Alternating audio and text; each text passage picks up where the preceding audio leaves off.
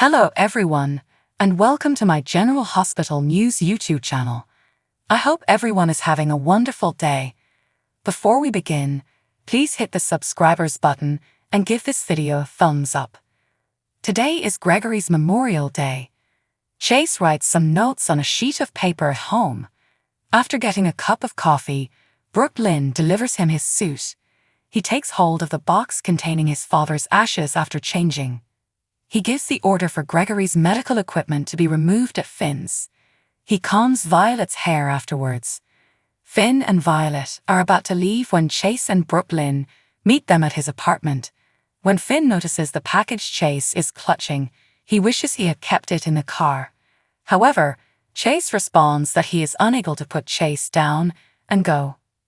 When they get to the park, they run across Liz Iden and Jake. Tracy and Alexis are also present. Gregory's favorite tree and bench are reached by them. Gregory has a plaque recognizing him on the bench. Violet gives the box a kiss after Chase hands it to Finn. Gregory gives a park bench.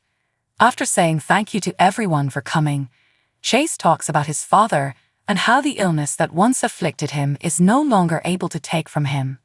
He didn't know his father was religious, but he discovered a prayer card with a psalm on it that he used as a bookmark. Finn takes it from him and reads it. Finn mentions that his father loved this location, thus it makes sense that they are holding this event here, a place that brought him great happiness. He used to read to Violet up here. He continued to insist on making it alone without assistance when the hill became too hard to climb. Chase welcomes everyone to share their memories and anecdotes regarding his father. Liz describes how Gregory housed her under his father's tutelage. He would hear her out and support her in being vulnerable.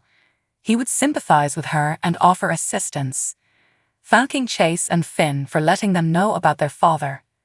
Gregory possessed a great deal of resolve, as Alexis mentions that ALS is a terrible illness that requires strong will to manage.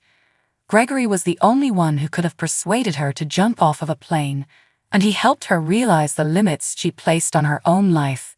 She adds that they shared a final, intense kiss on the tarmac, which she will always remember. She adds that she might not have attempted to get her legal license if it weren't for Gregory. Finn regrets that it took him so long to figure out how to become the son his father deserved and wishes he could have learned forgiveness from his father. It was just that it took him too long to realize that he had an example in Chase. Tracy talks about how she doesn't have many friends, but Gregory was a fantastic friend to her, and how he didn't suffer fools. She claims that he was a lost chance as well. What would have happened if she had known him sooner, longer, or better? She is not made aware of. The lesson from this tale is to create an opportunity if one doesn't already exist. Contrary to popular belief, she claims that you can miss what you didn't have. According to Brooklyn, she saw Gregory as a wizard who gave birth to her lovely husband and delivered Chase to her on their wedding day in that very chapel. She claims that she is aware that magic exists because of Gregory. Violet makes the decision to read aloud a poem that her grandfather once recited to her. She wishes him happiness. The final speaker, Chase, declares that it will take him a long time to follow in his father's footsteps. Violet was flawless, according to his father, who yet believed that nobody needed to get any better. He continues talking about how his father instilled in him the value of seeing the extraordinary in everyone. After that, Chase lets Finn finish by distributing some of the ashes. Following the services, everyone congregates in the patio area of the Metro Court. Gregory once persuaded Tracy to do a shot with him, so Tracy and Brooklyn perform shots in his honor. After they are down, Tracy inquires about Chase's condition. Although Brooklyn claims he's depressed, her concern is for Finn. She states that in order to give Finn time to grieve, she and Chase had assumed Violet could stay with them. Tracy claims that they are both in mourning, and she doesn't think Finn would want to take Finn to a meeting if he wants one, and tells him it was a lovely service. Although he seems to be intent on spending time with Violet, he is curious about the kiss she alluded to. Did he not know about the relationship between her and his father? She acknowledges that she was too cowardly to fall in love with a dying guy. Chase is checked on by Brooklyn. He claims that seeing how fleeting life is after his father's passing is what led him to vow to always tell her how much he loves her, even if it means having to say goodbye. After the memorial, Liz follows up with Finn to see whether he's feeling better at ease. Finn claims to be, but he's not sure if he's simply making that up. Finally, people start leaving. Liz expresses gratitude to Chase for being himself after thanking Tracy for organizing this. Before leaving with the boys, she urges Chase to inform his brother that she will see him later. While Chase searches for Finn, Brooklyn takes care of Violet. In the end, he discovers Finn taking shots. Hopefully taking Molly out for a snack, Christina meets her at the courthouse. Christina says she'll wait and get some work done because Molly says she has back-to-back sessions. At last, Molly leaves the courtroom. Molly replies that she has a staff meeting when Christina asks if she can accompany her to lunch.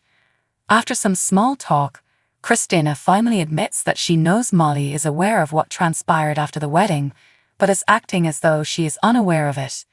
Evidently, Molly didn't want her to know about what had happened.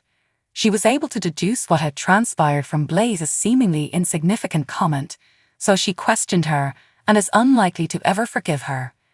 Blaze is incredibly forgiving, according to Christina. Molly promises to respect her wishes if she isn't checking in on her, and the baby is the necessary boundary. Molly and Christina reach a mutual understanding. Blaze tells her mother in the recording studio that she regrets having to re-record this song without Brooklyn. Natalia claims they couldn't have known Gregory would pass away because they had already reserved the studio. Observing that her daughter is low in vitality, Natalia thinks Christina could have some to lend her. According to Blaze, Christina isn't coming. She told her sister something improper, and their relationship might be ended. Apologies, Natalia notes that some relationships are not meant to endure, and that heartbreaks are terrible. Blaze believed they would endure. Natalia tells her that she should be able to get through this session because she is very talented and proud of herself. Natalia speaks with the engineer while Blaze goes to set up. He acknowledges that, given his opinion of the original song, it's surprising that they are rewriting it. Natalia gives him some notes she prepared and says she thinks they can improve the single and the next few tunes. Blaze starts recording a song about love and what it's like to be single. Blaze frequently has horrible first takes, but eventually she gets it.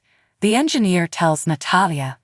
When Blaze pauses, she says she needs a moment. Is it appropriate for the engineer to give Brooklyn a call? They don't need Natalia for this, she claims. Natalia asks Blaze what she needs and gives her an update. Blaze finds today's music unappealing. Every word that comes out of her mouth is a lie, and everyone who listens will hear that she feels like a fraud singing about love. Is it okay for Natalia to call Christina on her behalf?